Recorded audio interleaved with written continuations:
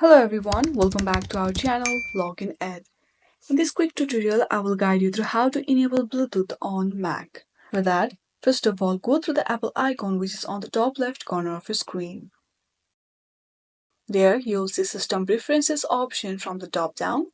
Click on it. Once your system preference is open, there you will see Dock and Menu Bar option. Click on it. Then, on the left menu bar, you will see Bluetooth option. Click on that.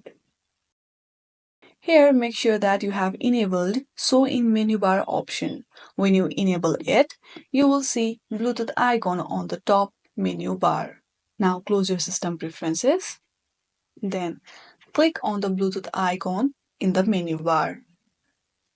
From here, you can easily toggle on this button to turn on the Bluetooth, and if you want to turn it off, simply toggle off this button. In this way, you can easily enable and disable Bluetooth on Mac. I hope this video was helpful. If you like this video, then please do not forget to like and subscribe to our channel. Thank you for watching.